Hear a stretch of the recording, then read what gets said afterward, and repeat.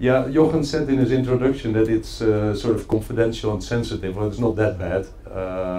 But indeed, I stand here as advisory member of the Cleantech Fund, but I have a day job also, and I'm a director of strategic marketing for AkzoNobel, which is the leading coatings company in the world, and such a chemical company. Graham, you will help me. I'll just mention this in this presentation. Thanks already. It's about, we had a quite inspired and inspiring explanation about the circular economy this morning. And I think you could almost depict the bio-economy as a second sort of trend, if you want, or development line along which we can start to think. And actually, Robert Jan this morning mentioned biomimicry or learning from nature. And the bioeconomy is not dissimilar to that, because ultimately we would like to see, of course, biomass, biomaterials as raw material, and photosynthesis as our main sort of manufacturing process, if you want. That would be the ultimate mimicking of nature. Unfortunately, we have strayed away a little bit from that, because especially for the chemical industry, I will come back to that, we adopted oil or fossil fuels as the main source for our manufacturing processes and raw material. What I would like to go through with you now is the bioeconomy defined, give a little bit of explanation of what we think the bioeconomy will be and means. And secondly, and that was really the topic I was asked to highlight, the relevance for the chemical industry. First of all, about the bioeconomy. I already said biomaterials will replace fossil fuels, sorry. We also learned this morning that we have 30 years to crack that. 30 years is actually not that long. And the central idea is indeed that the raw material also for industry will become renewable, in the sense that it will grow on the land and we will take it from the land in a way that we allow it to grow again. And in that sense it becomes renewable, instead of continuing to use a raw material that is not renewable, being fossil fuel of oil. The bioeconomy, if you think it through, it will not only have effect on raw materials and on industries, but it will have more fundamental effects. Because of course power bases can change, and new industries will emerge. So it's really something that can be fundamental for driving change towards a more sustainable world. For example, agriculture and chemical industry will sort of converge, if you want, and new sort of patterns of cooperation will emerge. Now, the bioeconomy, to my mind, is connected to almost every grand challenge that we have, and we've seen a lot today, be it health, be it the availability of raw materials, be it climate change, be it food security, sustainable production processes, and etc. And we'll go into one or two examples of how the bioeconomy can actually have a positive contribution to all these grand challenges. Now, a key point, and I think it was mentioned a few times today, so it must be a central sort of theme, it must be important. And it's a more holistic approach. It's the system thinking, those terms were used, more holistic approach, combining different expertises. In Dutch policy making circles, we have the term of the golden triangle, which would actually say it's science, government, and business working together to bring new solutions. This is certainly true for bioeconomy. If you want to have a successful transition from an oil-based economy to a bio-based economy, it will ask these type of cooperations between government, science, and business. A little bit of a busy slide, but it's meant to illustrate what I just said, this integrated policy approach. And to highlight one thing, education. Education has an important role to play here also, because the bioeconomy is not only about raw materials, it's also about processes, of course, manufacturing processes, and it's about business models, new business models. So I think education has an important role here. In my country, the Netherlands, there is a bioeconomy platform initiated by the government.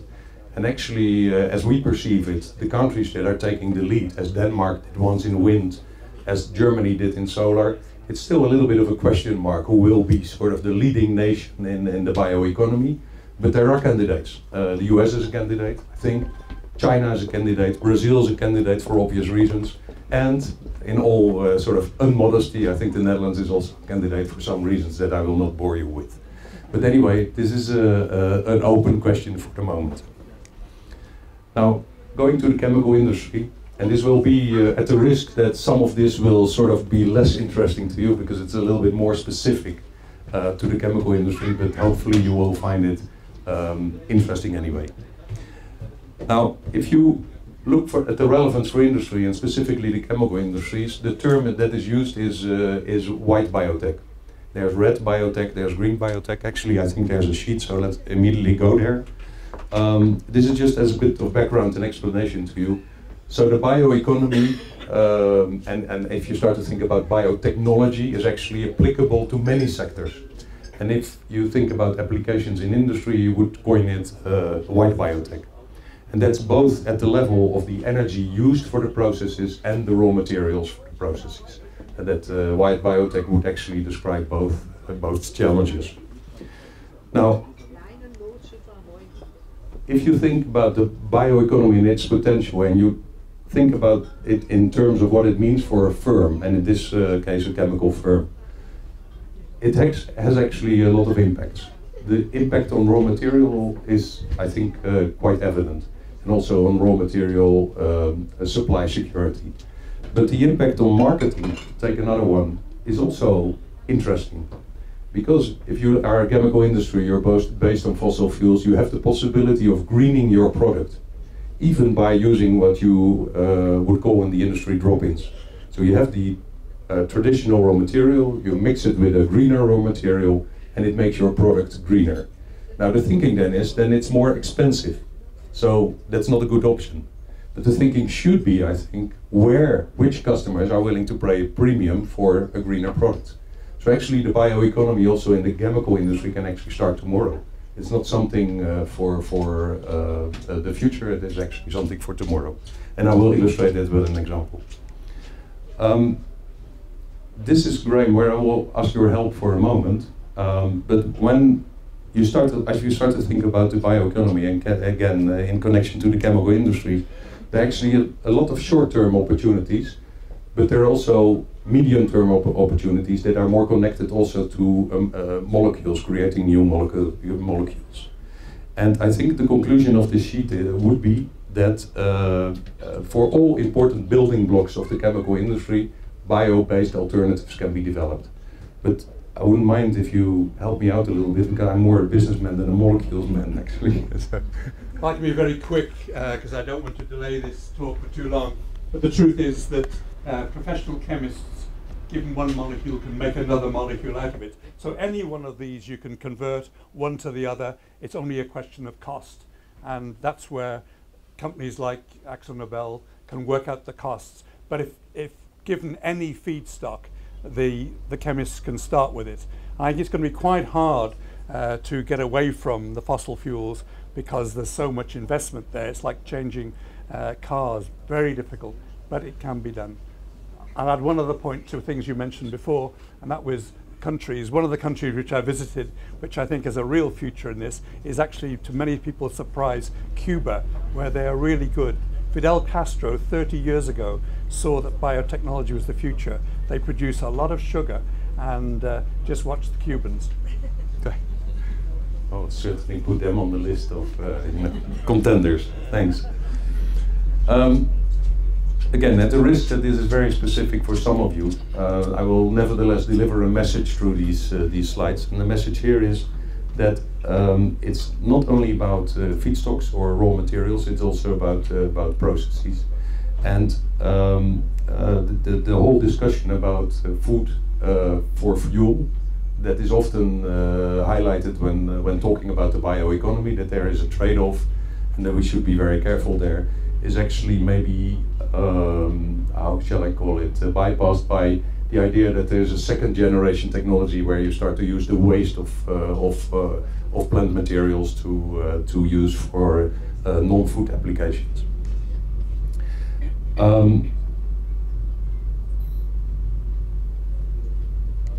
I'll skip it. Busy slide, highlighting what I just said, namely that second generation will actually reinforce the possibilities of first generation biofuels and other materials.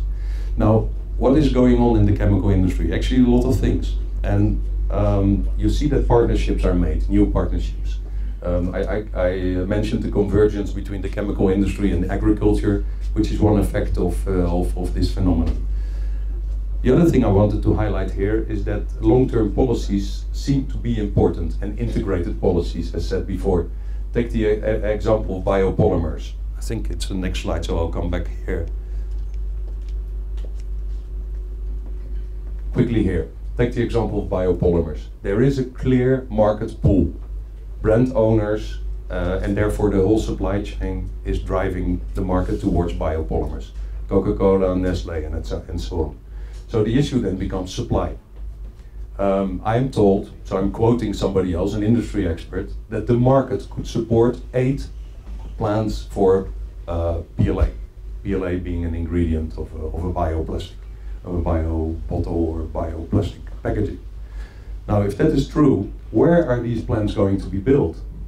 Actually, the first one will be built in Thailand or Malaysia. Thailand, specifically. Now the question is, why is that? Why is it not built, for example, in the Netherlands? Preferably in Rotterdam, where there is a logistics capability also. The answer is, as far as I understand, the answer is that these countries have a long-term development program and a long-term development map to attract these type of industries. So they made an assessment for themselves. They said this will be an important industry. So how are we going to attract that industry? And it's a combination of education, investment climate, etc., etc. So integrated and long-term policies apparently help to attract these industries.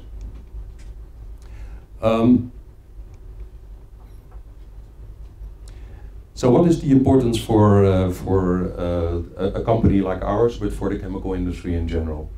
I think the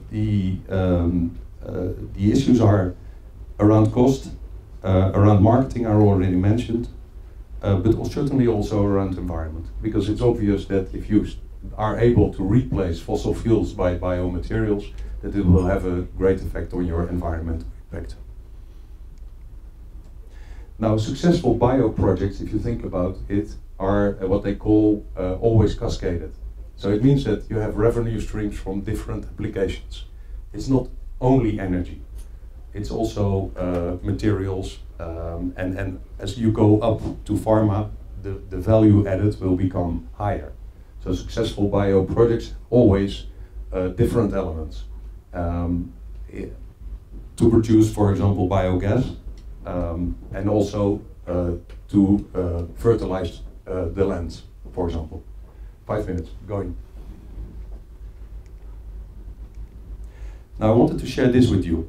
This is a bit of a qualitative assessment talking to people.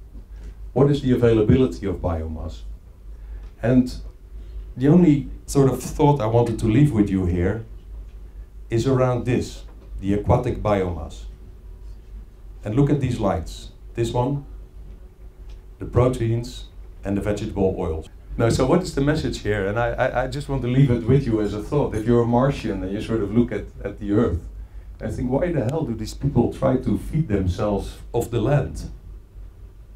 So one thought I just want to leave with you is maybe there's a business opportunity in trying to feed ourselves from the oceans. So how will this happen, this bioeconomy? What we see happening today already is that the brand owners, and I mentioned a few, are starting to pull the market. So apparently they see marketing value in having biomaterials instead of synthetic materials or fossil-based materials. One observation. The other observation is that much will depend on the oil price, actually. Sorry, my voice is going, but that's good because it's almost time. But much will depend on the oil price, it is also clear. Sustainability, for our company, we became, I can proudly report, we came out first in the Dow Jones Sustainability Index, or at least in the SUM assessment. So sustainability is very important. But sustainability in a mature sense is always linked up with, as we do it at least, with cost, risk, innovation and growth, and people development. And actually, if you take these four elements, it's a management agenda. So sustainability is not something which is in a corporate department, it's really fully integrated in the management agenda. Finally, these bio-based materials, they can command a premium. I illustrated this with the drop-in idea, so you have a fossil-based product now, you mix it with biomaterials, and therefore you can command a premium because it's a greener product. This will be a sort of a transition phase if you want, because ultimately, of course, as you have seen before, it is possible, and the building blocks for the chemical industry can be bio-based. But of course, it's a transformation that will take some time, and it will take leadership also from the industry, and mainly also market pull and a high oil price will help also. Thank you very much. My voice is going, so I think this is a good moment to stop. I want to hand to you, Graham, because you might have some additional observations and maybe questions to me or to others.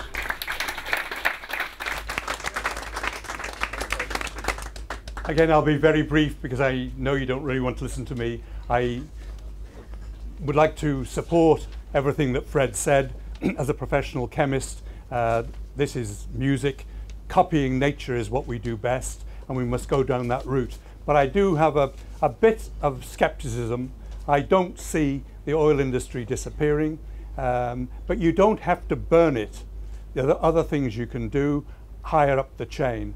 I like to tease my fellow heads of chemistry department in the UK by asking them, what's the third biggest chemical company in the world? I've told him. Does anybody else here know? The third biggest chemical company in the world. Only founded in 1998. It's INEOS. You haven't heard of it? It's a okay, the answer, the third biggest chemical company in the world is INEOS. It was only founded in 1998. It's a private company. It owns most of what was Shell Chemicals, BP Chemicals, and a lot of what was ICI. But they don't make petrol, they don't burn the stuff, they convert it into aniline, into phenol.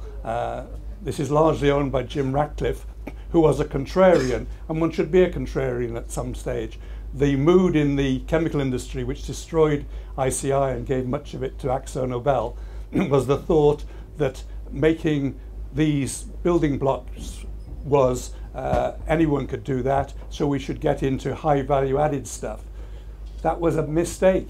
They thought that the Indians and the Chinese couldn't do the high value added stuff. They could. So there's still something to be said for using petrochemicals, but not burning it. Turning it into CO2 is madness, but turning it into useful chemicals is still a very, very good trade. Thank you. Thanks. Thank you.